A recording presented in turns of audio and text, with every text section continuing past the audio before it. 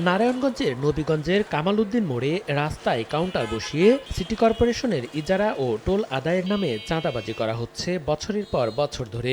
স্থানীয় খেয়াঘাটের সিএনজি স্ট্যান্ডের ইজারার নামে 4টি স্পটে এমন কাউন্টার বসিয়ে চাঁদা নেওয়া হচ্ছে সিএনজি ও ব্যাটারি চালিত অটোরিকশা এবং মিশুক থেকে।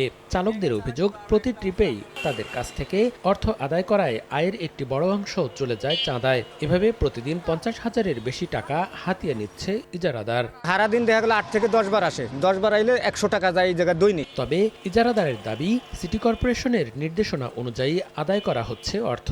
আমার 3 মাস সময় আছে, 3 মাসের মধ্যে বলছে এরপর নতুন নিয়ম আবার চলবে।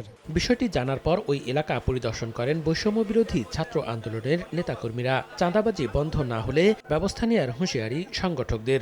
অটো চালক, মিশুক চালক এবং সিএনজি চালক তাদের দিকে তাকিয়ে অন্তত এই যত্রতত্ত্ব ইজারাগুলো যাতে বন্ধ করে দেয়। অবশ্য তদন্ত করে চাঁদার বিষয়ে ব্যবস্থা নেওয়ার গতানুগতিক আশ্বাস সিটি কর্পোরেশন ও জেলা প্রশাসনের। সবার সঙ্গে বসে আর বিষয়টা কীভাবে সমাধান করা যায় সেটা আমরা দেখব, এবং আমরা বললেন যে প্রতিবার যাতায়াতের জন্য যেভাবে টাকাটা নেওয়া হচ্ছে সেটা না করে ডেইলি বেসিসে একটা নির্দিষ্ট অ্যামাউন্টের টাকাটা নির্ধারণ করে দেওয়া যায় কিনা। উপজেলা নির্বাহী কর্মকর্তা, তাকে দায়িত্ব দিয়েছি, তিনি কিন্তু ইজারাদারদের নিয়ে ওখানে বসছেন এবং এই বিষয়টি সেটেল করেছেন। এরপরেও যেহেতু অভিযোগ এসছে, বিষয়টা আমরা খতিয়ে দেখব।